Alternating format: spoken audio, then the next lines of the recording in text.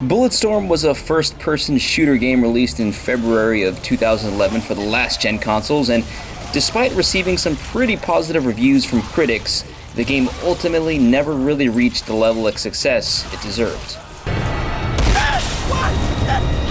Warning, airlock safeties released. Third bounty hunter this week.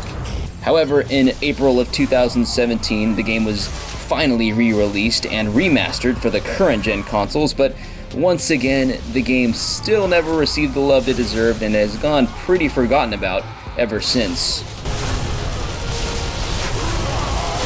And despite being developed by Gears of War's developers and Epic Games, along with being published by EA Games, Bulletstorm's release in 2007 was considered a flop, with Epic Games even going out and saying that they failed to reach a profit with the game's release. According to VGCharts.com, the Xbox 360 version had sold just over 1 million worldwide copies, while the PlayStation 3 version had only sold just half of that number. It should also be noted that Killzone 3 was released that very week for the PlayStation 3 and no doubt had a negative impact for Bulletstorm's PlayStation sales.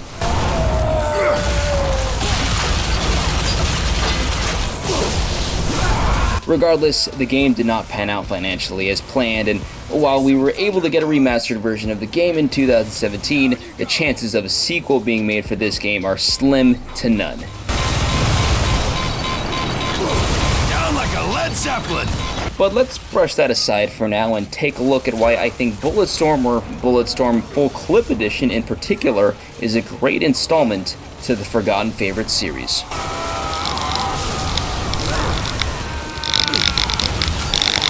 Perhaps one of the biggest reasons why this game has gone so forgotten about is the cheesy storyline that accompanies this single-player campaign.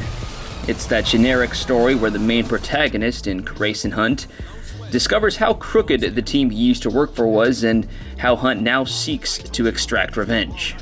That was a reporter, just finished an article on Serrano's corruption. The game tries so hard to implement humor into the mix, and you can tell that the guys behind this game were also the developers of Gears of War. But the humor here is just either hit or miss, and usually it's a pretty damn miss. What in the name of sweet Mary Mother of Christmas did you think you were doing out there all this time? Not to also mention how cringy some of the characters can be and how bad the voice acting can be at times, and what a stupid cliffhanger finish that the game gives us. Brakes, they're out. The brakes are out. You hear me? Wish like hell I didn't. But look, if you can brush the storyline aside and play the game for what it is, you're gonna have a great time. Before I dive more into the actual gameplay of this game, I want to talk more about this game from a technical standpoint. Graphically, the 2017 edition looks great, and I'll even go as far as saying that this is one of the best looking remastered games in quite some time. I am engaged in an endless struggle to maintain dominance of my own mind, thank you. Well, try and make jokes, maybe. Use sarcasm. AI can't read it. Might help keep you in the driver's seat. Saying. But don't expect amazing looking explosions or water splashes. Do expect, however, the colors of some crazy moments throughout the game to really pop out, and do appreciate how much crisper this game looks compared to its 2011 release. Sweet son of a bitch! Grind wheels right on our asses! And aside from the not-so-perfect voiceovers and the constantly annoying grunts of your enemies throughout the game, the sound effects of the guns, explosions, and just overall sheer mayhem really immerse you in the experience.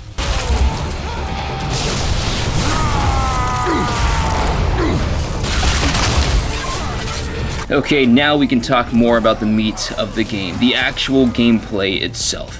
If you love blood, if you love guts, and you love gore, then Bulletstorm is definitely the game for you.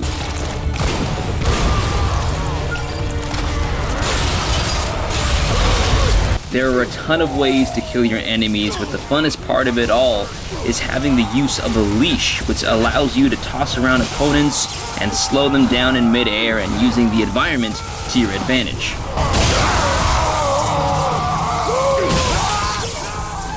The game not only allows you, but encourages you to be creative with your kills, as you'll have to deal with hordes of enemies, along with some larger-than-life moments throughout the game. What the dick? I'm not gonna lie, there are times during the game that felt a bit repetitive to me, as killing countless enemies made me feel like I was doing the same thing over and over again, which is why it is so crucial to be creative with your kills and using the most of what you have. It's almost like this game can be considered a less serious Gears of War at some points. Kill a lot of your enemies as you make your way through a mission before finally encountering a boss or something at the end of it all. Run! Run! No one imagines perishing at the hands of a child's toy! So let me get this straight. A game that had a forgotten storyline along with some repetitive gameplay should be a forgotten favorite? Yes, absolutely, and these two reasons alone shouldn't stop you from at least trying this game out, especially if the game is only $10 or so. It's a game that doesn't take itself too seriously, and a game that, I mean, really just wants you to have fun.